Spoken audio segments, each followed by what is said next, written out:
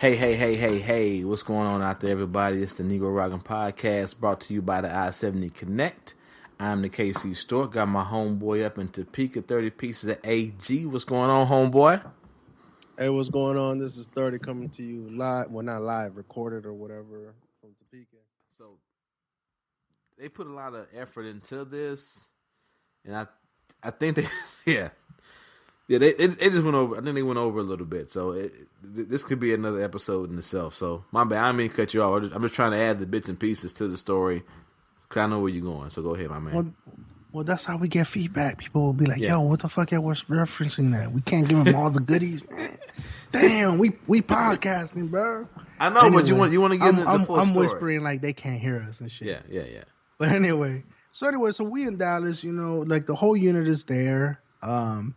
And again, the unit was composed of like multiple units, and the unit then ended up splitting into 2 units. But anyway, we did a integration. We did some final classes or whatnot, and it's kind of like the last hoorah because again in the reserve component, you're grabbing people from different sections of the country, and we're not necessarily like on active duty like I was. We're not like living amongst each other and fucking shitting amongst each other and fucking each other's wives. Not that I did that, but anyway. I'm sure you did. It's a lot of that shit. No, I didn't do that shit though. Like I didn't do that. I know fools that did, but anyway, that's maybe down the road. But anyway, so we're down in Dallas and we're having a blast. You know what I'm saying? We kicking it, and then next thing you know. We get into one of these classes. It's the Army Suicide Prevention Program and whatnot, and next thing you know, we get to we're there with a bunch of like healthcare, mental health providers, and behavioral health technicians and behavioral health care providers, and so you're talking to a room full of people that not only deal with this on the military side, you also have psychiatrists and providers and doctors that do this as a civilian on the regular basis, and there's certain protocols that happen. So and people, you're talking to a room full of a lot of knowledge and experience, right? And so we get to one of these classes, and one of these classes we start talking about statistics, and there's an exercise that basically pointing out like we're just gonna go behind this like partition. And basically, people are going to write, like, if they had any suicidal thoughts in the last week, last 2 weeks, last month, last year, last 6, whatever. And ideally, especially, like, if you're in this room and you just, like, especially, like, there's women around, there's a bravado-ness to being in the uniform, because we were all in uniform, too. And there's like a pride or whatnot. That kind of factors into it too. Is like because the numbers are going to be skewed, right? You don't want to show your weakness or your. So anyway, so naturally, people's inclination is to go behind the partition and put, "No, I haven't had any suicidal thoughts at any point in my life or whatever." Right? Cool. Or more or less, if you did, it was like probably like when you were in high school, whatever. But there was a section that it was like in the last, I think, 3 months or whatever, which was key because that was when you guys were already. No. I think it was 3 months, and then there was like the count. It was like 2 weeks or something. It was 2 weeks in the last. Yeah. It was like between now or 2 weeks, so it should have been very alarming. Right. For that answer, right. Yeah. And so, but anyway, so the unit had been back, and so the target was like because you guys have been back, and usually the data shows that if something's going to happen, it's going to happen within the first 6 months of being back. Right. If you make it past those 6 months, it just starts kind of like not that it's not going to happen or anything as bad is going to happen. Less likely. Less likely to happen or occur. So anyway, so we get out of this partition. People go behind. We're also kind of taking like call it a smoke break or a snack break or latrine break or whatever. And so people are going back there, putting in whatever. And so we get back, we reconvene, we join back up, and then they pull the partition out, and all of a sudden you see what you would expect. You would expect like the majority of people saying like, they haven't had any suicidal thoughts or anything like that. So everybody's good. And the instructor just kind of did that same thing that I just did. It just kind of like ran through that and basically didn't even segue into anything else. He just moved into the next topic. And mind you, we're in a room full of providers and everything. A major brand at that time, but he's also a provider, a psychiatrist, psychologist, one of those. He's a clinical social worker. Oh, so anyway, him. He's a clinical social worker, PhD level. At that time he was a tenured professor at Oklahoma, I believe. Oklahoma, right? Oh yeah. So mind you, we're sitting here with them and right next to them, and Winston saw this too. I just happened to say this. I saw something that was alarming to me that I take kind of I take it serious. On the partition there was a slash or a tick mark of somebody had in the last 2 weeks had suicidal, and here it is. To be fair, to this day I don't know if that was there on purpose or if truly somebody actually put their true feelings. But needless to say, I was like, yo, are we just going to move on and ignore the fact that somebody here, that's like a call for help or not help, but like it just letting it be known. Like, are we just going to like just fucking move past that? And there was a lot of people that had unsettled looks, you know what I'm saying? And you saw me, yeah. Like you raised hell about it too. So the major brand, because we have a captain, well, major at this time, and he's about to fucking lose his shit in his mind. He basically did lose it, but because he couldn't hold it back in. But anyway, so we pushed fast forward, like to the next drill that we're back at our unit home station. Word comes to us that somebody like 2 weeks later, but something like that, a month. I'll say a month because I don't know when we actually drilled. But and we can't. Don't say he was. I'm not even gonna say a name, but it just so happened to be that the battalion. You know, when we're at drill, there's like a battalion, kind of like a report that gets pushed to all the units or whatnot. It's like, you know, what are the DUIs, the people that are kicked out, and a lot of that is like need to know basis, but a lot of that is kind of spread pushed to the soldiers just so that they know that, hey, these are the things that we're tracking.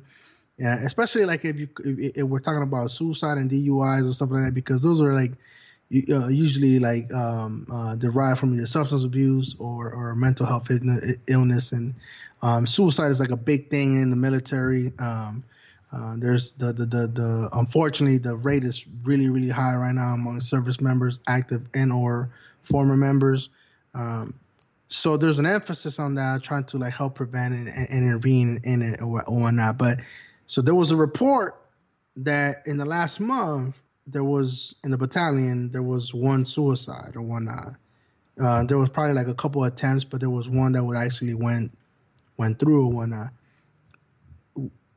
I think everybody in the unit that was there drilling were like what the hell? And when we heard the name, we're like, you know, you start doing it. I did it too. I started putting the numbers like together, and I was like, yo, putting one and one together. It's like, yo, it was just here. This cat was just here. The soldier was just here. Was he the one? You know, but like I said, I mean, it's easy for us to say that shit now, but it's like, you know, we was in a room full of providers, knowledgeable and experienced, and they wanted to intervene, but like for some reason the instructors didn't. I think what happens is that in hindsight, and even with you, like I know you always say, well, I'm not mental health. Mental health is just like, I think it's a lot of common sense, but then you start digging into the clinical diagnoses and all that shit, then yeah, you got to have those things. But we've all been there and said something's not right. We've all been there and said, like especially if you got friends or people you fuck with day to day. Like I don't know what it is, but saying ain't right with my boy, something right with my home girl, blah blah right, blah. Exactly. But that's all us playing a part in mental health, as far as like something is off. So I think the shortcoming with that program and those lists of instructors. So I think what happens is I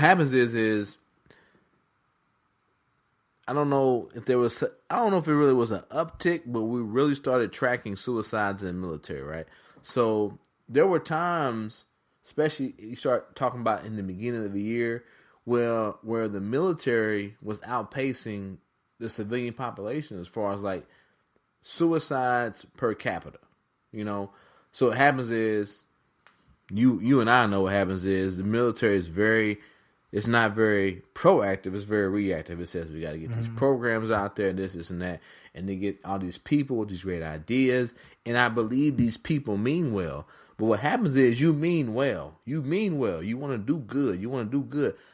But what happens is when you're face to face with a motherfucker that says, I want to commit suicide today, what do you do?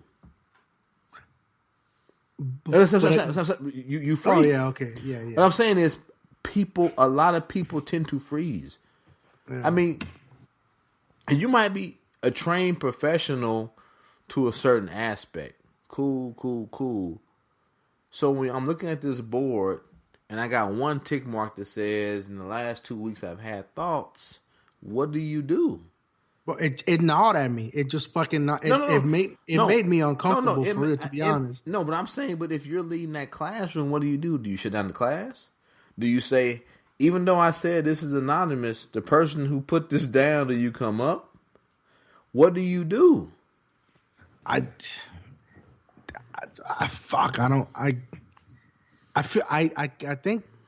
think the right answer here is you move on with some normality. Well, no, I don't mean to put you. No. I think that's, you know, again. But what I'm saying is it goes back to the military saying we're gonna do all this stuff, and the thing is, I do think I have no historical data, but let's just say I think if things get to be reported, but it gets to be anonymous, you're going to find people who are suicidal who are going to report these things, and then what do you do with that information? Yeah. You know what I'm saying? And I think... Don't get me wrong, dog. I know for a fact, Fort Hood, as far as the shooting, massacre, however you want to label it, the people that I know, it fucked us up, dog. It really... Really. I'm surprised there's not more people who committed suicide or had DUI, domestic abuse. And I get it. You can call us a bunch of pussies. That's fine. Yeah, it wasn't Vietnam. Yeah, it wasn't World War II. Yeah, we wasn't storming the beaches of Normandy. But a nigga who had our uniform on, a nigga who was a major in the United States Army came in there and killed people, dog.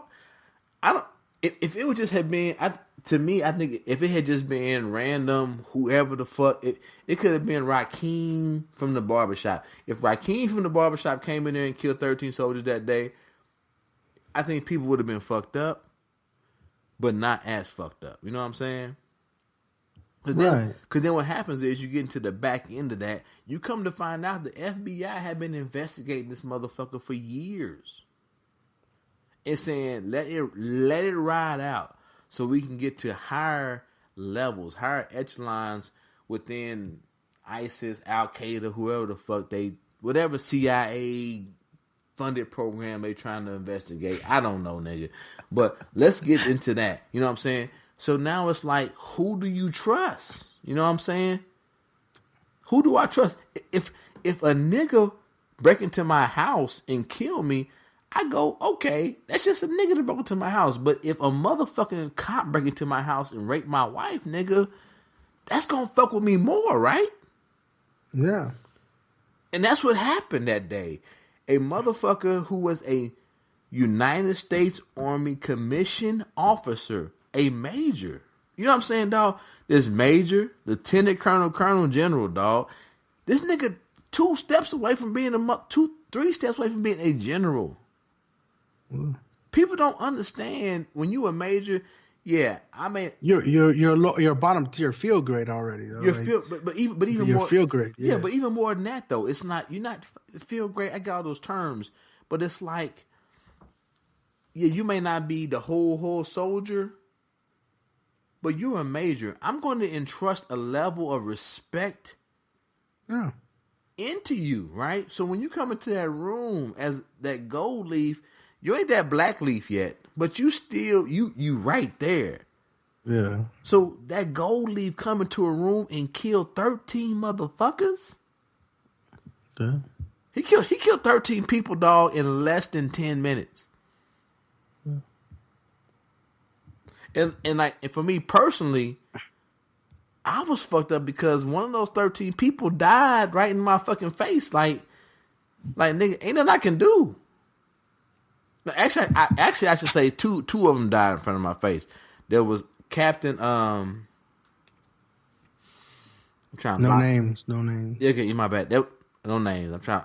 I didn't block a lot out of my memory, but now his name is in my. You know what? No, it's public record. Captain Gaffney.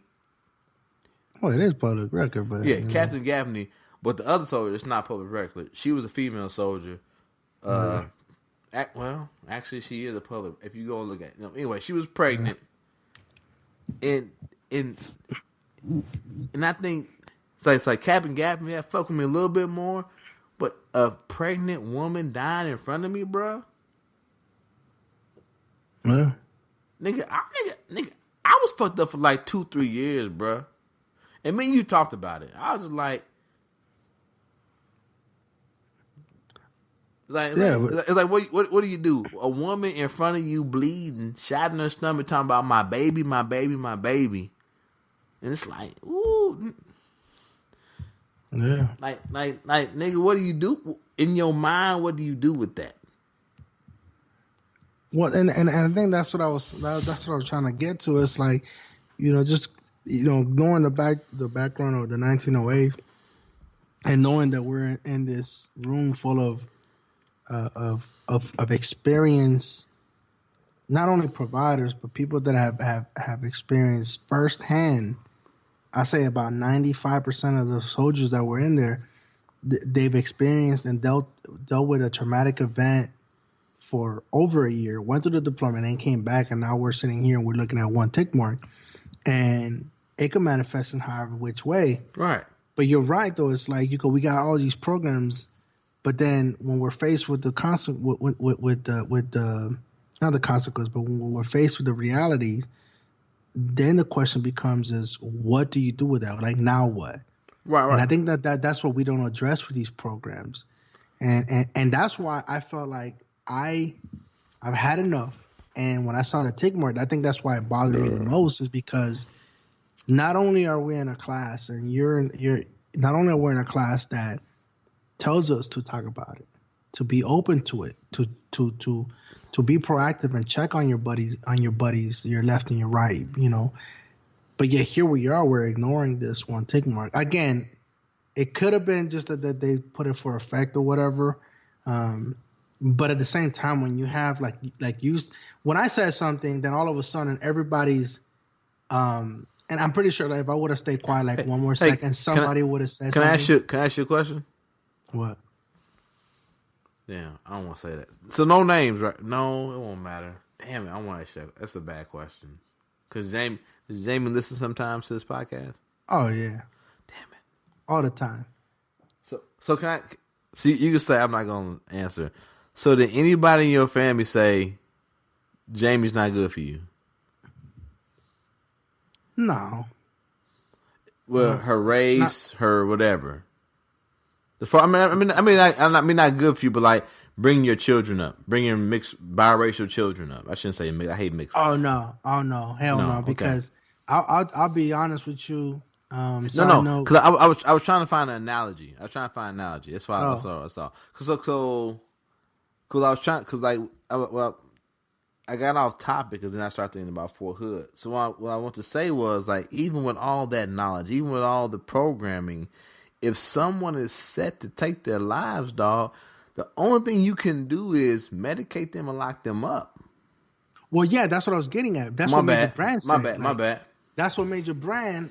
So like that's what I said. Like, I'm looking along the room. We're all looking at each other. Me and you were like, I'm making this facial expressions. But before you get there, I know you're like, where you gonna go with that question? I was gonna say, what were you doing, Roger? Like your family could say Jamie is the worst thing for you. Like your family could say Jamie is good for you, but y'all have children, it's gonna be the worst thing ever. But you like, I love her. I'm set in this, and the only thing you can do is either lock me up or medicate me to make me not love or to this woman. And many times love has been equated to some kind of fucking psychosis of some sort. So that's all I'm saying is like suicide. I think people don't understand suicide because most of us, I think, not want to say most of us, I think many of us, myself included, have had suicidal thoughts. I think a lot, but we want to admit that, or had thoughts of saying, I don't want to be here. I don't want to deal with this. Whatever. I think we have that, and we don't want to admit to that, right? But the next step to that is, you know what? I found a way not to deal with any of this shit anymore. You know what I'm saying? Right. And I think a lot of times once people get set on that path, much like love, like this is the person I'm going to love. This is the person I'm going to be with. I don't care what he or she does to me. I don't care what he or she does to me. I don't does to my family, my children. I don't care if they ostracize me. Much like suicide or suicidal thoughts, I don't care about my children. I don't care about my family and how they're going to view me after this. I don't want to be here, dog. Right. And I think for the most part, a lot of people, we don't give people enough credit. Like I think a lot of people think about that, because we've all had thoughts. I know. Not being, we all have thought of not necessarily quote unquote suicide or committing, but we've had days. We've had days of we said like, yo, I just don't want to deal with this shit anymore. I don't want to wake up tomorrow. Well, right. That's why I qualified it by saying not so much. No. For myself, I will say 14, 15-year-old Roger had suicidal thoughts. I mean, self-disclosure. Right. So I don't want to sugarcoat it. Yeah. Right, but suicidal thoughts is like, okay, there's levels to that shit.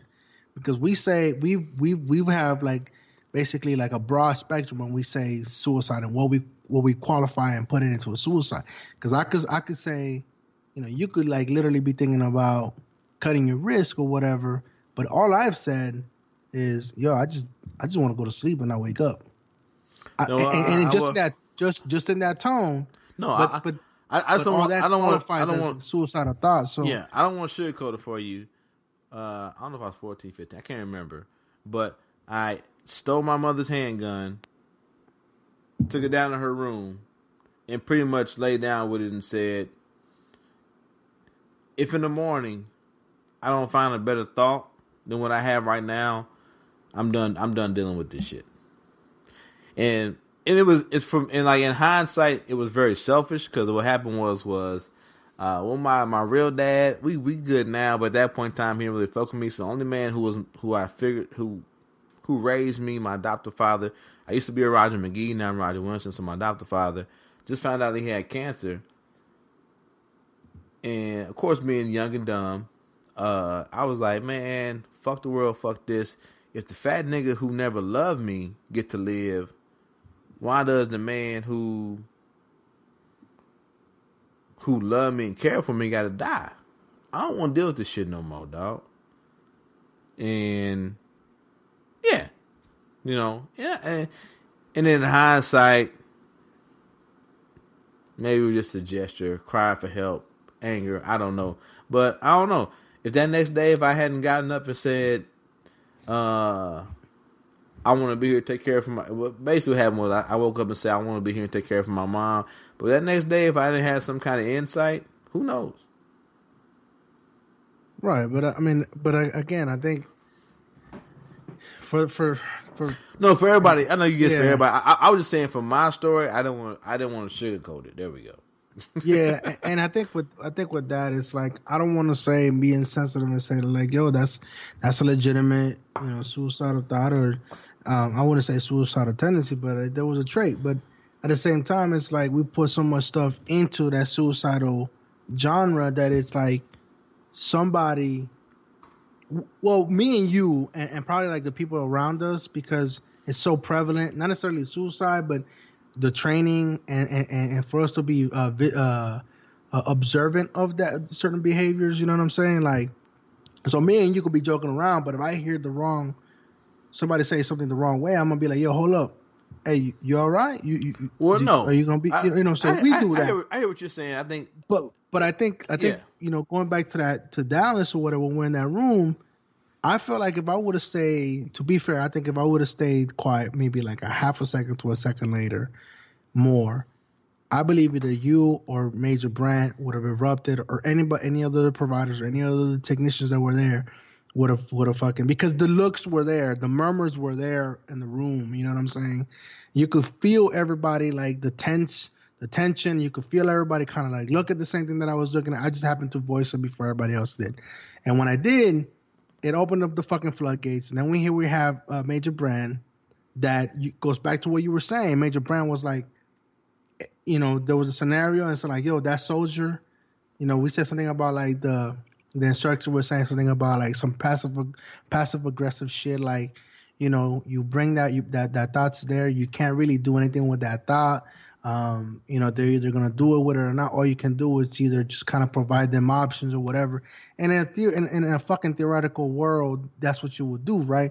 But Major Brand, being the type of person he is and the type of provider he is. Well, I have my clear thought. I just want to say, Dr. DeSam's gonna listen to this and be like, both you motherfuckers is wrong about all that shit. I don't mean laugh though. But go ahead. But I'm pretty sure Dr. DeSam's, like, just like Major Brand did. He fucking, it's fucking implanted in my mind, dog. Major Brown was down looking at his BlackBerry, making sure, catching up all on the emails, making sure soldiers was getting taken care of, whatever the fuck. And that scenario comes back saying something about, like, that the patient was just gonna walk away. He put them glasses out, dog. That's what I knew. He fucking put the glasses out. It's like, and he was like, no. We're not doing that. We are putting a note, but we're getting clinicians. We're not leaving that soldier by himself. I don't care if I have to stay there with that person there. He or she is not going anywhere. And we're going to either medicate them, admit them, and get them the help that they need right then and there. We are not going to let them go by themselves. Right. Not that in that instant. But that's the problem. That's the problem with the well, now we're getting to like military based training in the scenarios, because there's always a ending. There's always a happy ending to it. And my thing is, I think we need to train civilians who train the soldiers to be like, sometimes there isn't a happy scenario, bruh. Sometimes there just isn't. Sometimes there's a guy or a gal in the classroom that says, 2 weeks ago, I've had these suicidal thoughts and I still have them, and they're not going to raise their hands and they're not going to seek help, man. Fuck, when I was deployed, man, it was like three or four individuals who committed suicide who never once sought mental health, even though they were on FOBs, where mental health was out and about doing the whole walkabout spiel. And people say walkabout is when we go out, we go to all the major commands, we fucking talk to soldiers in the gym, we talk to soldiers in the DFAC. This is what we do, blah blah blah, huh? Oh, you can come on here if you want to. Whoa! We got an outsider's perspective of this. She don't want to come on here. Come on, I turn the microphone to you. She can come on here, but I'm saying this, but you know what I'm saying. But it's just like, wait, hold on. We're not gonna have off microphone talk. If the beautiful Morie Dotson want to get on here, put the microphone away from the camera. If she comes over here, she can talk about it. She can come sit in this chair over here and be off camera. But we hit a mark. The hair on her back of her neck was like, yo, hold on. No, she woke up. She heard suicide. I was like, but I'm saying is, I think that it's like everything in life. We prepare people for the perfect scenario. She won't be. Hold on. You know what? Hold on. This is not on video, but anyway, folks, just as a perfect example of what we're talking about. Hey, hold on. Let me change my settings on the microphone, bro. I get that, but just so to give people an illustration of what's going on. Hold on. So me and Winston were talking about this very serious topic. You know, to many people Frank. it's not a serious topic, but Shush, Frank. Can you hear? go ahead. Morie? Hi. Hi. Okay. Hold on. Wait. So anyway, so we're saying it's Hold like on, so. let me get my. This is live podcast, and y'all deal with it. So Morie. Hold on. Say something again. Something. No, Morie, not you, nigga. I can hear you. Something. Okay, that's good. Hold on. But anyway, You hear it pretty good now? Yeah. But anyway, so just to she didn't say that. How you gonna hear it now? Oh, man, goddamn, man. Shush, nigga. We're doing a mic check. Say something, babe. Hello? Hello. You heard her pretty good? Yes, I've been hearing her. Okay. Did you hear him? I hear. Okay. My But headphones. anyways, Go ahead. we're saying that this Morie never wants to come. If you've been part of the other episodes, Hold on. For everyone who's like, who is Grant's mother? So this is Morie Dotson. Grant's mother. I'm not your girlfriend. I'm just saying. Damn. Morie doesn't want to marry me and be with me forever, so I just say Grant's mother. Actually, no. This is this is Grant's mom, Morie Dotson, my girlfriend. Hopefully, that's the name of the show. Hopefully, that's the name one. of the show. Hopefully, not your girlfriend. Hopefully, one day. Yeah, that's a good episode. Hopefully, one day she'll marry me, and then also we talked about another baby coming. So, yeah, which will be a female. Yay! But but also give you a little background. So, Morie also does the same thing I do as far as military services, being a behavioral health specialist, I guess technician on the civilian side, but a lot more goes into that as far as the military. And also she is the full-time staff unit administrator for our unit. So she does, I guess she knows a little bit. Mm-hmm. And also, Doc, you didn't know this, but she is on the promotion list as far as staff sergeant, so hopefully she'll be getting that. Well, actually, you know what? Since the fuckery of the military, she has to go to. I forgot about that. She has to get ALC done, but she got on the promotion list. But there's a backlog as far as ALC. But we know me and you both know good and well she should be a staff sergeant. So anyway, that's a little. She should be an officer. She should be an officer as far as having a bachelor's degree in RT. But we won't talk about that. She is shortchanging our family. Anyway. Yeah. So anyway, before you talk more, and I'm gonna appreciate this for real, but just kind of to illustrate the point, and you could hear this too more. We were basically talking about suicide. Hold on, my bad, Frank. Because if I pull this out, it'll be she can hear you, but I just want to let her know that if I pull my headphones out, there'll be an echo on the microphone. So that's why I'm not doing it. Yeah. But anyway, so basically, to the listener. This is a great point because we have somebody that it sparked this is what people are trained for to do. It's like we have a conversation and she wanted to provide input because this is her profession. This is what we're taught to do, and this is hopefully what the civilian world does. It's like when you're having a conversation like this, even though we're like just two people drinking and shooting the shit, there's a lot of seriousness to this, and I hope Morie can kind of shed light on that aspect, or whatever approach she wants to take it, or whatever direction she wants to take. So welcome on the show, Morie. Congratulations, by the way. Thank you. Yeah, man. So what made you? What incendiary comment did we say made you want to get out of your bed and be like, "Hold up, niggas! Hold up, niggas!" Hey! She was literally on the couch. Next thing I know, she was sitting up looking at me like, what the fuck did we just say? No, I just think it goes back to what you and Roger were saying, or what Roger was saying, that if people want to do something, how can you prevent them?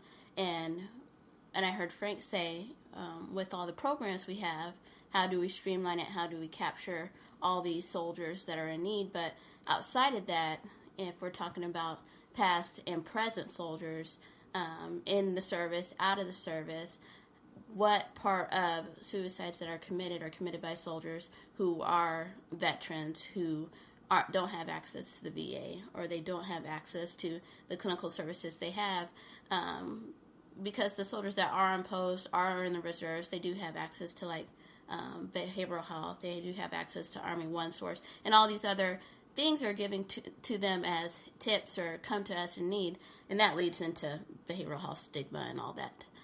But I know that in my course and studying healthcare administration, we discuss a lot, how do you expand or capture the population in need, and oftentimes it is those soldiers who are no longer in the system that are most in need or are the least likely to voice that they need help.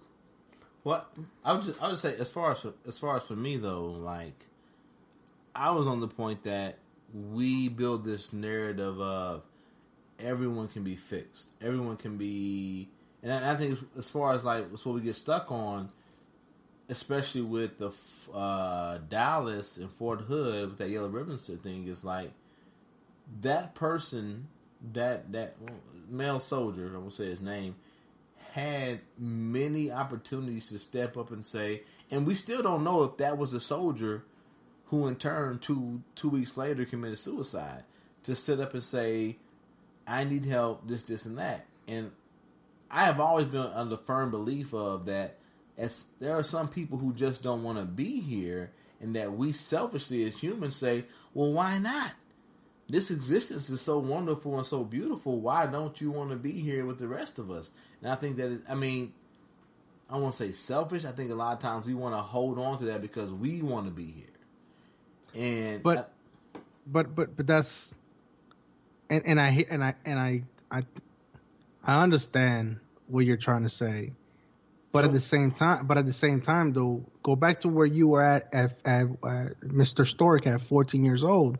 You told yourself, if I wake up the next morning, yeah, so like, and like I said, if I find a reason to be here, I'll stay here. I found a reason to be here. So once again, it came back to me. I think people have to find a reason to be here, and I think that a lot of times with suicide, we tend to want to shame the person who commits suicide because we want to say, well, that person was weak. Oh, okay. They couldn't. Once again, they didn't want to find he or she didn't want to find a reason to hold on to the existence that we want to hold on to. Right. But also, you're talking about like the after effect, like the after effect. But also, I think that also goes back to our military programs. All our military programs, all our training, all our vignettes, there's a happy ending of some sort. There's never a thing of, you know what? Sometimes a motherfucker just don't want to be here.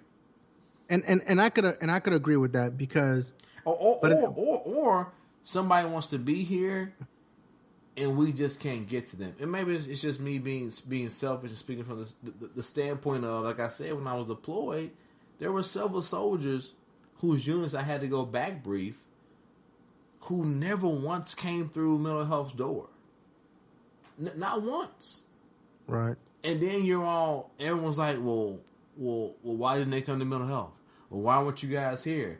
And it becomes a paperwork thing of, well, on this day we came to your unit, on this day we came to your unit, on this day we had contact with so many soldiers. And it's like, it becomes a thing of everyone just wanting to cover their ass instead of saying, why are soldiers wanting to commit suicide? Could it be the fact that they're in Iraq? Could it be in the fact that they're separated from everything they love? Or Afghanistan? Well, I don't think the military... And I made... My master's is in healthcare leadership. And one of the things that we did was a study of basically, not the expansion, but what goes into... what kind of services can be provided and what is actually needed versus what we actually have. But one of the things that you're saying, though, is like you have to look at the military, you have to look at the organization as a whole and what their goals are. Okay, so like for example, the military is in the business. It's a business. Okay. Oh yeah. I don't. However, which way you I think all three of us know that. They're in the business for conflict, whether that be war or a quote unquote conflict or whatever. That's how they make their money. If an organization starts to question why soldiers or sailors or Air Force man or whatever start committing suicide, they're gonna have to look internally within their own ideals and what they're actually pushing. So, and then you start do like a own reflection on your organization, like, yo, what your foundation is bad. It's to inflict harm on other people. Right. The human condition is not meant for that. But at the same time, is what I don't want. Are you saying you agree with that? No, I agree. Okay. They wouldn't want to. An organization like the military or any military organization wouldn't want to look into or ask that question because of fear of what they may find or what they already know. Is the fact that it's not because of where you're putting them in, it's because the organization that are putting them in those situations. That's because of what you're asking humans to do, and I think killing goes against the human condition. Yeah, like for example, like I work for the VA, and for me, and I agree with you to a certain extent. Like, there are things that you can't force people to do something that they don't want to do. You know what I'm saying? So if somebody wants to, well, no. I'm not saying you can't force it. I think, well, no, you can't force it, but I think you can teach people, or you can show people if given enough time to say, here's this pretty thing, and that's why you should stay here in this existence. Right, but somebody has to want to do that because I look at myself. When I was just recently diagnosed. Within the last 4 years, I was diagnosed with my condition or whatever, and it's fairly new to me, and I'm still fucking ever. You talking about AIDS? With that too, but anyway, so when I went to the hospital, I was like, yo, I'm good. I don't have this shit. I don't have this PTSD. I don't have none of that shit. It's just I'm in the hospital with chest pains. So and the doctors themselves looked at me and like, you got anxiety and it's manifesting. Can I ask you why you were so? Why would you like? No, it can't be PTSD. It can't be this. Because, and I'll be honest, and it was because it was ingrained in me that it's either gonna be immediately right after you come back, or it's not. It's not. It's just gonna, like, the more time that passes, the less it's gonna be. And you know what's funny though? It's like you say that, and like you talk to a major brand, and if you go like from a clinical diagnosis of PTSD, you have to be so many months removed from that situation or what brings that about to clinically diagnose that as PTSD. But that's why I'm glad you're bringing it up, because civilian side and also people who just aren't in the know-how think like, oh, you got to be right there, nigga, for it to be PTSD. It's like, no. You have to be removed from it and still suffering from these same reactionary clinical manifestations for us to clinically diagnose that as PTSD. I think it's like 6 months removed from that. You know what I'm saying? Right. And what the early reports was, it's like you're more vulnerable at 6 months, and then after 6 months, you're like basically good. Yeah, and that's why they say that. That's why I say that timeline. And that's what happens. Yeah, but while you're there, they're teaching you, nah, nigga, like right now, if you ain't got a nigga, they ain't PTSD. Yeah. But then you come back, it's like, no, actually, nigga, 6 months, and then you're good. Yeah. Well, mine apparently manifested 6 years later.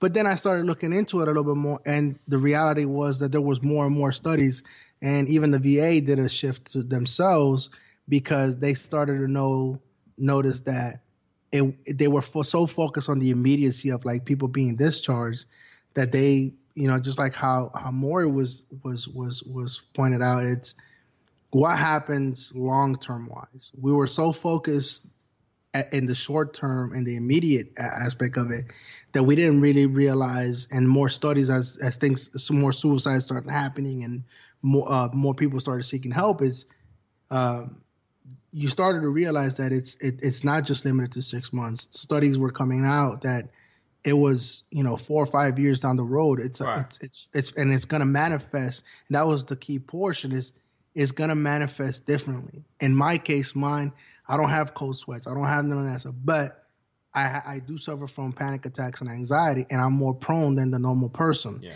And And to a rational person, I cannot rationalize what I feel internally when we're both faced with the same situation, but my body, not my mind, but my body is reacting differently when I don't want it to do that. Right. When I say that to somebody when I tell somebody an irrational thought like that to a rational person, it's a losing battle to me because no fucking education in the world and they're not going to understand it. But, with us, we're here, and I know you talked about before, like, I think you might have mentioned before, niggas might be like, how does a cook have this? And it's like, so in the military aspect of the world, you might have a certain military specialty, but if you're attached to a line unit, and nowadays in the military, we have contractors that cook. So if you're a cook, you now become a person that gets to kick in doors and ride around on the back of trucks and shoot people. And so I won't get into, and Frank can tell his story, another podcast. So yeah, my nigga was living that life, kicking in doors, doing all that shit because he was a cook, and nowadays cooks don't cook no more. Is that pretty much accurate, my man? Basically, yeah. And like what Morie was saying, it's like it's it's what happens after like these classes. What happens after what kind of programs, what procedures, what's in place after these classes, what happens after these education that we provide, because and just like much like how you said, somebody like, look, if I have a suicidal thought, there's nothing you can do to change that thought. But what you can do is you can help me or assist me in trying to kick that thought or trying to see something else for the better, like how you said that if you found another thought, like in other words, if you would have said like, yo, I'm gonna give it 1 minute, in 1 minute I don't have a better thought, then I'm offing. But you slept on it. You know what I'm saying? Right. And so you gave yourself time. And I think that's what happened. But you have to be just like me. Right, 6 years years later, for 6 years I was in fucking denial. 6 years later, this fucking doctor's like, yo, you got anxiety PTSD. I want to make a referral if that's okay with you. And I said, nah, you're crazy. I'm fucking good. Life is great. I got a wife. I work. I'm able to live a normal life, and I'm going to school and this and that. Like, if anything, I have like good stressors. But then I had another panic attack less than a month later, and it was the same ER doctor, and she just looked at me, and I said, like, you know what? I give up. I don't know what it is. I'll try it your way. It took that second one to basically make myself open to the idea of it, to explore it. Right, but I would say for us, like you were saying, like, it's the privilege of like you, wife, decent life. You had a lot of positives going for you. We don't know what old boy had going for him. I do know that he was a single father, raising a daughter. I don't know if there was a custody battle going on, blah, blah, blah, this and that. I know me at a young age, when that was going on, I had, decent athlete, basketball, football, pretty good life for myself. So I had a lot of positives in my basket. I just had this one major thing hanging over me, right? So I just know for a lot of times the people who reach that, we know, as far as you got homeboys, you got homegirls, soldiers that you serve with who've dealt with suicide thoughts. You got people who come to the VA who are dealing with these thoughts. Morie's dealt with these people. We've dealt with people, like I said, myself personally. A lot of times it ain't no more eggs in the basket. You know what I'm saying? Right. You know what I'm saying? For me, it happened to be like, there's this one thing, I'm pissed off about it, I'm mad about it, and I'm 14, 15 years old. I don't know how to rationalize it. You know what I'm saying? But I got all this other shit that I don't want to give up. So like I said, it was still kind of selfish, the reason why I decided I don't want to do that. For you had a lot of positives going on for you, for the most part. But a lot of people, and even with that though, there are a lot of people out there in the world. We know them, superstars, basketball players, football players, actresses, who commit suicide, and you say, "Oh my goodness, you had all this shit going for you. You were a millionaire, blah blah blah." And I think that, and it still holds to my point that it's just people who, and there's nothing against it, because if we're gonna say it's a medical, if you're gonna say it's a medical diagnosis, if mental health falls into the realm of medical diagnosis, there's people who are cancer patients, AIDS patients, who have, amputees, people who have these diseases, who have these things that say, I got all this pain. And if they take their lives, you go, cool. But there's somebody mentally who says, I had this mental pain. We go, oh, they just weak. Yeah. You wouldn't tell a fucking cancer patient, hey, nigga, you weak, suck it up. Exactly, because there's that physical aspect of it. Like right now, I mean, I'm won't get into more, but me and my mother, we talked about it. She got a lot of shit going on. If she got up today and said, I'm done, I'm tired, I can't deal with it, and took her life, would I be mad? Yeah, because I've been shorted some years with my mother. But would I be like, oh, she weak? I'm like, no, she been dealing with pain for the last motherfucking 10 years. Mm-hmm. You know what I'm saying? So I think as a society, we come a long way as far as like dealing with suicidal thoughts. We come a long way. But I think as society,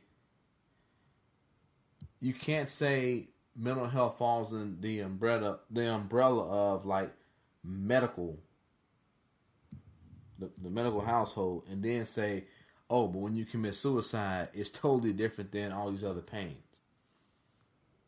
You know what I'm saying? It's all one. It's either inclusive or nothing at all. Yeah, that's what I'm saying. Yeah. But then I do agree that there's caveats to, just like a cancer patient. You can say, okay, if we go to this treatment, you just like my grandmother could have said, I'm tired, baby. I'm done. I'm not going to fucking Texas. You're not going to radiate me to death. And then I get a whole bunch of new stem cells just so I can live. I think they said 2 years, ended up being like 7 more years. She could have said that, right? So I get it.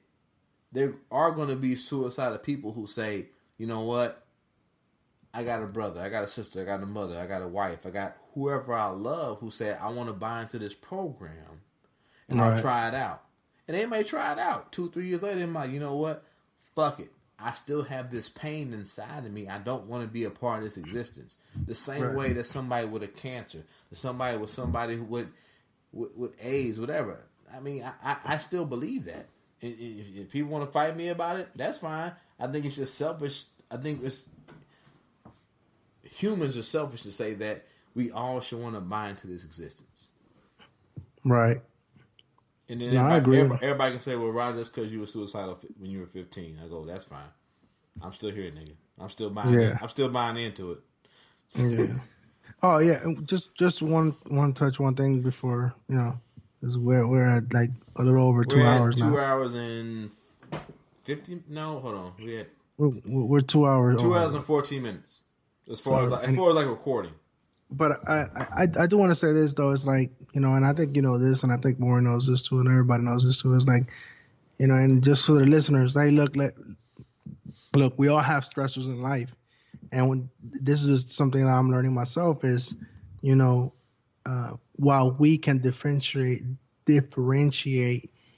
good stress and bad stress in life, your body can't, and that's what happened to me. You know what I'm saying? My body, all the good stresses in my life on top of the bad stress in my life and that shit, it just kind of what became too much. So that's one of those things, man. It's like, look, man, like we all feel like, I thought I was good. I was on top of the world, this and that. But next thing you know, it's like, no, you're really not. Well, but I would go, what do you have outside of you? Well, I'm saying, but a lot of times I think it comes to what do I have outside of me that I'm holding on to? Not a lot of time. Yeah. So I mean, something had to happen. It's all these fucking variables. It's all these other variables. Like for you, it was at that point in time in your life, it was Jamie. Yeah. Yes. At that point in time, like it was like my mom, and like my dad has cancer, but he's still here, and I love this nigga, so I'm gonna keep going. You know what I'm saying? Yeah. So it's I think it's like it's a lot. But it's just like fucking cancer and AIDS. Niggas don't know what causes it. Niggas don't know how to cure it.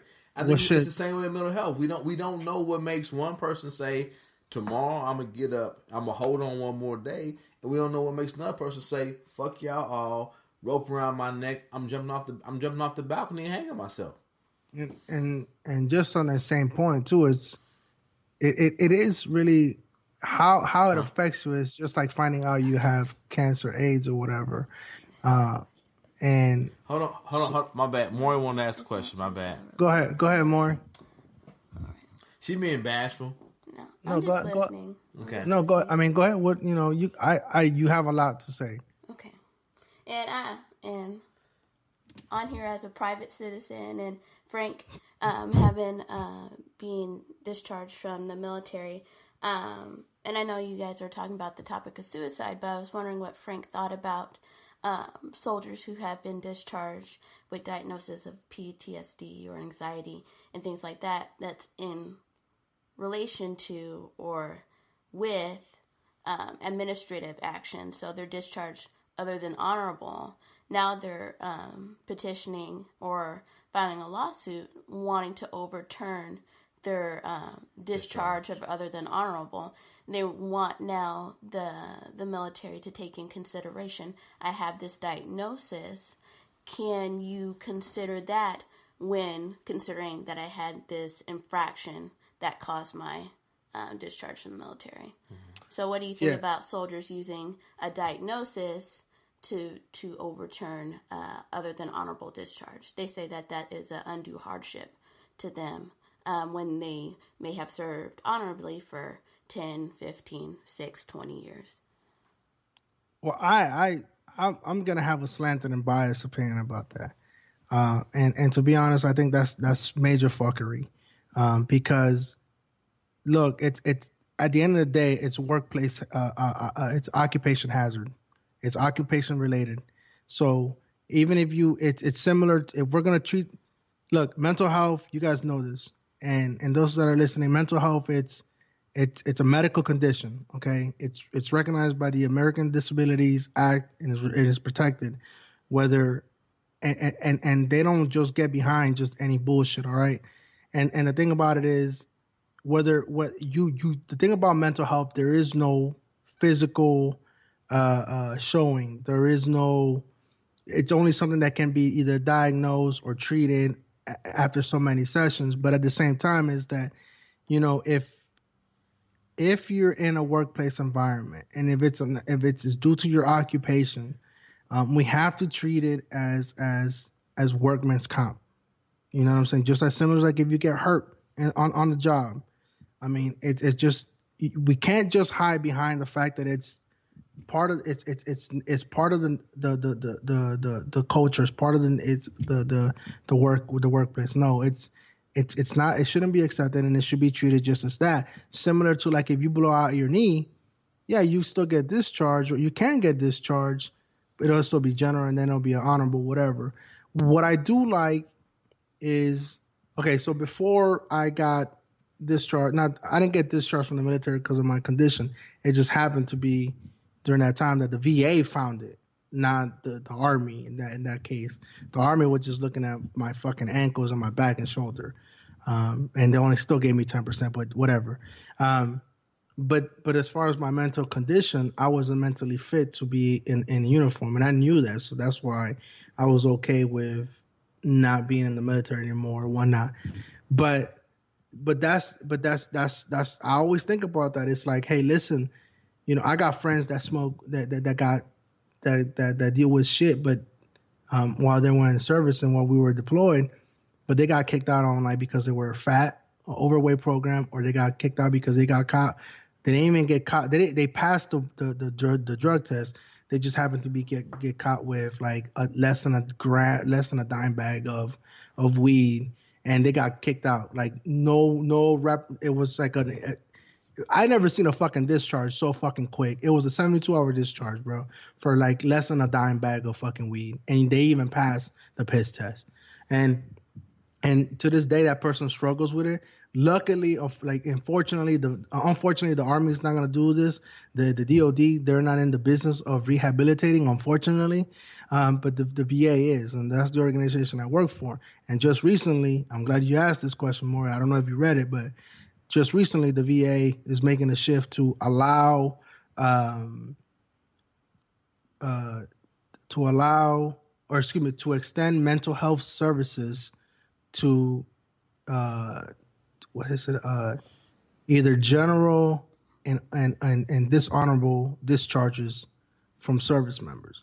Again, I would like to see the full aspect of the benefit be extended. Maybe not the compensation, but maybe just the medical side of it. But it just now baby steps. They have extended. They're going. The VA is going to extend. They're in the process of extending health benefits, mental health benefits, or mental health services to recently discharged soldiers. Not just them, but those in general, and dishonorable discharges as well, which is good. Is a movement, because now you know the severity of what mental health is, and to allow somebody that's a dishonorable discharge to those services but not be access to the flu shot, it's fucking ridiculous if you think about it. But if we want to take suicide and serious and mental health serious, like this is a shift towards that. And and now being on this side of it, I can fucking fully back that, because how many soldiers or how many folks or how many civilians, just like how we were in the military, you mentioned military source one or whatever. When you're in the service, you have a lot of tools and you have a lot of programs at your disposal. You just have to tap into it. But when you're on the civilian side, there's not many places you can run into, let alone be a dishonorable discharge veteran. Because regardless whether you're honorable or dishonorable, if you served over 6 months or over a year, you're still a veteran. It just distinguishes between whether you're a veteran or a combat veteran or whatever, but you're still a veteran. You donned the uniform, and now we can't even give you simple health care, let alone treatment to help you cope with the situation that that DOD put you in. So I feel a certain way about it. I think that it's long overdue. I think that unfortunately it's probably just going to be extended to post 9/11 soldiers, like basically 2013, 2003 and on. But yeah, I mean, I agree with it. And if the VA is going to be serious in extending it, I think all the service organizations should take a look at it and pay heed to and pay attention to the severity of being mentally incapacitated. Not saying that you can't function and live a normal life or can't hold a job, but just know that there are people that are going to deal with and remove the stigma within the service organizations of that mental health stereotypes, man. They remove that stigma itself. It's gonna happen. The change is gonna happen within. It's not gonna happen from the outside. One organization has taken steps towards that. I mean, I think the big thing is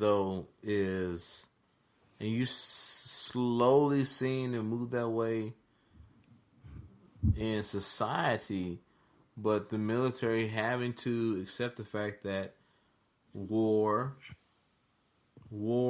and then also soldiers being asked to be away from their families for extended periods of time is going to fuck them up. But even you find like soldiers who aren't married, who don't have spouses, soldiers who don't give a fuck about their families, having to go away and do vicious things to people you've never met before is going to fuck you up. You know what I'm saying? I mean, if we can accept the fact that a grown man running into another grown man at full speed is going to fuck them up, why can't we accept the fact that an 18-year-old boy having to go kill another 18-year-old boy is going to fuck them up? You know what I'm saying? Yeah. Yeah, I mean, I think, I think the services need to be, I think, look, just like how, I went through it too. I mean, I went through the evaluation in the military and army, and, and they have, and I'm glad that they moved the disability rating and all that stuff, the medical evaluations to the VA for all the services. That way the VA can capture everything else other than what the military branch is trying to kick you out for or trying to diagnose you with. But at the same time, it's like, you have to treat it as a hazard due to right, workplace related. You gonna be naked by the time this podcast is over. I'm hot, dog. I'm hot. You get that? I mean, because like I said, look, man, this is something that I deal with this on a daily basis, and whether I'm in an organization this is the majority, and I work for a hospital, or used to work for a hospital that their specialty was mental health. I mean, we have one of the leading programs of PTSD programs, and you see all these veterans. You see, you would think that they're old and crusty and whatnot, but the reality is you have 18, 19-year-olds. All those guys, all the Vietnam guys are dying, dog. Well, yeah, but I'm saying but to answer Dotson's question, I think that has to be looked into. Hey, unfortunately, why using her last name, bro? I gotta kill you now. Because she's not your girlfriend. She is my girlfriend. Well, yeah, but you didn't introduce her that way. Mm-hmm. What? Mm-hmm.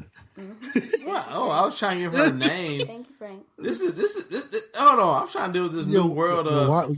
Hold on, I'm trying to do this new world of fucking Twitter. Oh, she just your girlfriend. She ain't got her own name. She ain't got her own thing.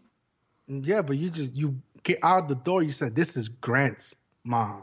Grant's mom. Everybody's heard me talk about Grant. But that's it, though? Hold on. Everybody's heard me talk about Grant, and everybody's heard me talk about Morie. So y'all, she y'all ain't kill that shit.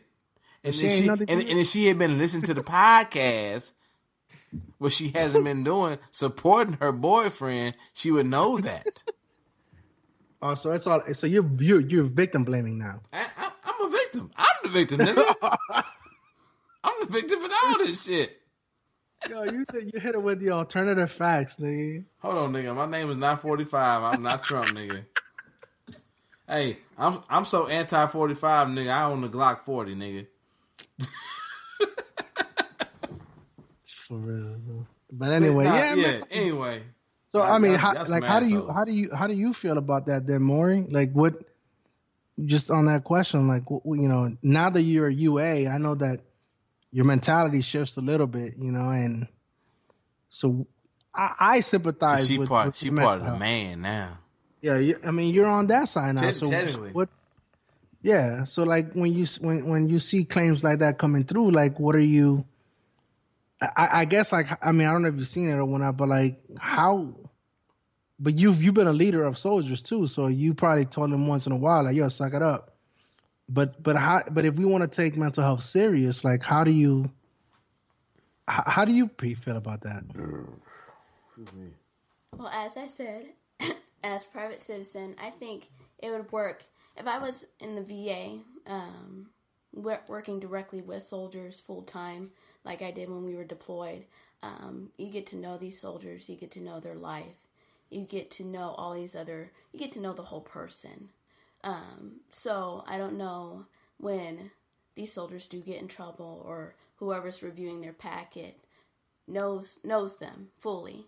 So, and I believe that with all of us that work in behavioral health, when you get to know a soldier, when you get to know the circumstances that contributed to whatever they're in, whether they're getting boarded out or whatever, you just start to take all those factors into account. And so I can see why a soldier who said, these are the experiences I've had, these are the issues I've had, this is what I've been diagnosed with, and I messed up. I did something I shouldn't have. And now I'm being pushed out with a other than honorable or general discharge. I can definitely see why they would feel that's unfair. Like, as I said, if they, for so many years, were a positive, positively contributing to the service, I can see why they would see that is unfair to them. Just because, like I said, we get to know these soldiers because we're talking with them often when we're deployed weekly, if not twice a week. So I think it's definitely something that that should be discussed, because of the soldier load that we have, the patient load that we have, if you want to consider that, is so large now because of the conflicts we've been in. It'd be pretty difficult to say that all these soldiers don't deserve to have their case reviewed. It would be pretty hard to say, with a wide brush, saying none of these soldiers deserve to have their circumstances reviewed, or as to why they were discharged, or should their discharge be overturned to something else. That's what I think.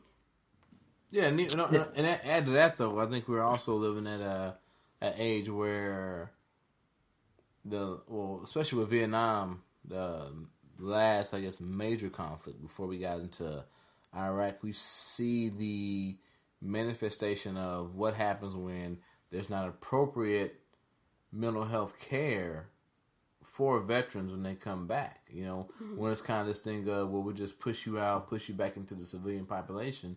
So when we're talking about yellow ribbon programs, I think that's I know for a fact that kind of gives birth to that, where it's like we need to have a in-between to where we let the families know this is what's going on, this is what you can expect, and then a kind of a slow reintegration process. But then on the backside of that, we didn't talk about it, but it's something we talked about before too, like when we talked about our Black Mirror stuff with like social media, 24-hour news cycle. Everyone is privy to, for the most part, what goes on, and then the human imagination takes us further into what goes on when we're deployed. So you can't. People do kind of block it out, but civilians need to be more aware and awakened to the fact of when these bombs, like what just happened in Afghanistan, when these bombs are going off in the Moab and everyone's like, oh, we jacking our dicks to it. When the largest non-nuclear weapon detonates in a fucking valley in Afghanistan, people are going to be fucked up. Not just the Afghanistans, not just the local populace there. Soldiers are going to be fucked up by the devastation of that. We're talking about a weapon with a 1 mile radius as far as like concussive, for like kill, concussive, fuck you up radius. But then you're talking about probably about 25, 30 miles of like eardrums, bleeding, concussions, concussive symptoms, all kind of shit like that. You know what I'm saying, bro? So when we're looking at devastation like that, we equate that to like napalm. You hear about Vietnam veterans talking about that napalm and trees burning and everything burning and shit like that. Now we get into a whole new age of just, I was like 30 miles away, but like 2 days later, I got to see children with their fucking eardrums blown out. You know what I'm saying? I got to go to these towns where motherfuckers just sat there, couldn't hear. Houses just devastated. You're talking about 18, 19-year-old, 20-year-old kids. And yeah, man, it's just a whole new time where like Vietnam, the draft and all that shit like that, where people had quote unquote skin in the game, where now it's like, brown folk, and I ain't picking on you, but it's brown folks like you, people who want to be citizens, who are saying, hey, I'll go do this shit for a little bit of time. People like me, brown folks, black folks, U.S. citizens who like, well, I ain't got no college education, but I ain't got no problem going somewhere, do some strange things for a little bit of change. are now gonna come back fucked up. You know what I'm saying? And Yeah. it may not be napalm, but now it's gonna be the world's fucking largest non-atomic weapon that's dropped in a valley somewhere, fucking everybody up. Now it's gonna be some fucking geek kid who knows how to fly drones, and they're fucking thinking they're playing fucking Call of Duty, but they're fucking eradicating a whole village in some bunker in Las Vegas flying planes, man. It's like, but it goes back to what we were saying. The human condition is not made to kill other individuals. That's why people get fucked up. That's why we call people, when people go out and commit mass murders, we don't say, oh, he or she is an okay person, good guy who just had a bad day. We say, no, they crazy as shit. Because it goes against the human condition to go kill people. But every day we ask people to go kill people because they got camouflage on. Yeah. So, I mean, yeah, I'm saying the same thing I was saying. And we slowly getting down to like 23 minutes as far as like a 3-hour recording time for this. What's up, baby? But I do agree. I think that people, the soldiers that are in service today, we have it in some ways way better than Vietnam veterans. You know, like things have progressed a lot. For example, when I came back on leave from my deployment, I was with a major. We were in the same unit. We traveled together, and he was from that era. He was, an old soldier, and he actually teared up at the airport in California because he had never had people clap for him before. When he came back from Vietnam, people spit on him.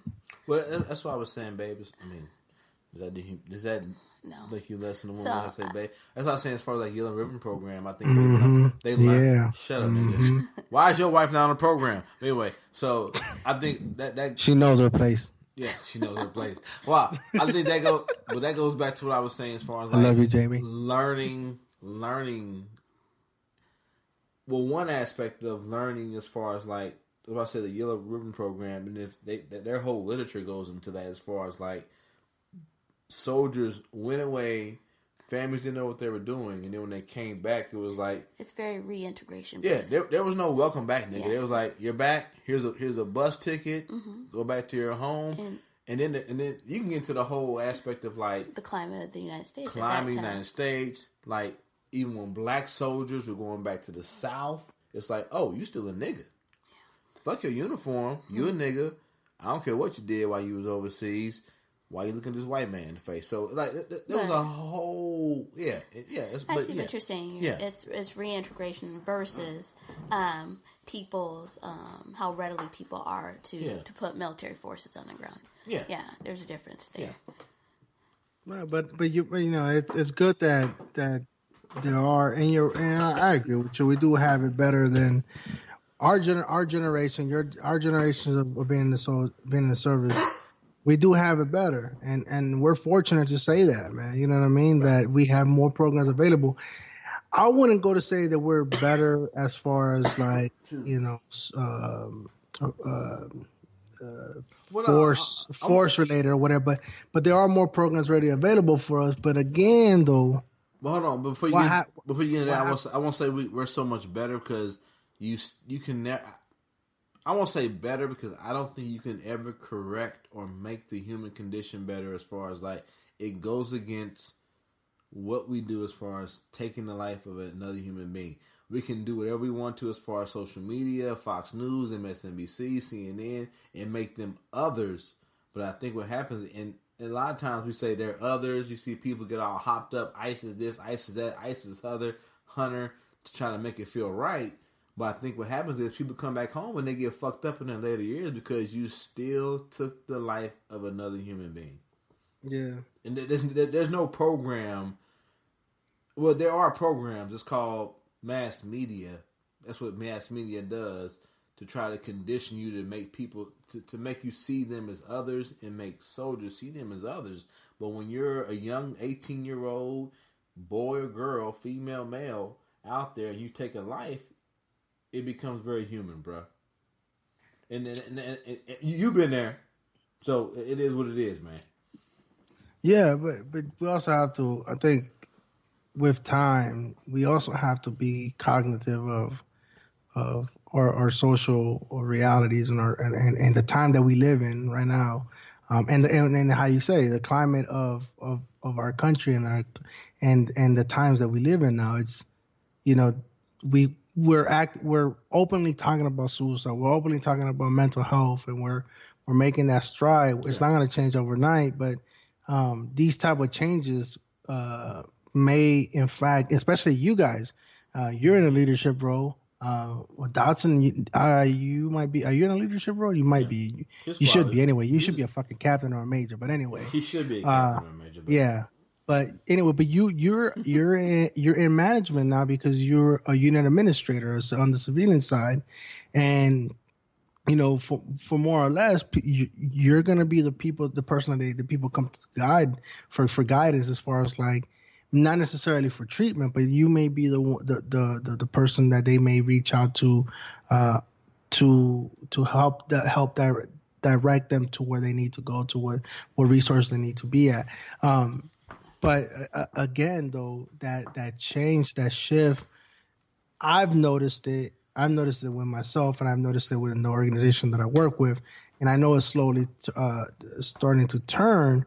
Unfortunately, not all the organizations are in the business of rehabilitation, and it's. Well, I mean, it's been said time and time again. There's no money in the cure. Right. I mean, if you see all of the movie War Dogs, spoiler alert, and I work in contracting now too. It's all about money. It's all about money. Well, that's what happened. Yeah, but hey, no, but for real, we got 17 minutes left of recording. So you want to shut it down here, and we can continue tomorrow. We can shut it down right now. I mean, we'll do another recording. That'll be another episode. But hey, we went on a roller coaster ride. Maybe Morie will stay away and just like hop on with us off top. Oh shit! Yeah, yeah. I mean, it wasn't that difficult, was it? Was that difficult? No. Oh, you could put your own podcast together, huh? Now, yeah, it's that easy. Start my own podcast. We can have. Yeah. I mean, I'll be her giggling, and like, are you gonna be part of the? Are we growing our Nicaraguan network now? We should. If we can get, it's gonna be an umbrella. If we can get Damon to fucking put the fucking weed sticks down and stay awake one night, we can get him and Jerome have a sports talk, and then we can have like Morie come on and be like the sensible hour dealing with us. I don't know. We all drink chamomile tea. And oh my god! You said camel toe tea? Chamomile. Isn't that like a pajama, a chamomile? Isn't that like a pajama that people wear, like a sleepwear attire? No, we're thinking of no, that's what is that? Like a woman who's like you said like, chamomile, like a pajama. What is that? Is it like a sleepwear dress? Oh, like a cami? What is he talking about? A cami? Yeah. Oh, no. Isn't that what you said? No, you said chamomile tea, nigga. but damn it, speak up. Okay. Hey, but... No. Nah, but yeah, we because I know we'll keep talking and this should stop recording. But, yeah. So anything else, babe? Mm-mm. No? Mm-mm. I'll see you on the flip side. She'll see us on the flip side. So that means tomorrow she won't come back home. But anyway, hey, Morie, thanks for your insight and proving our point that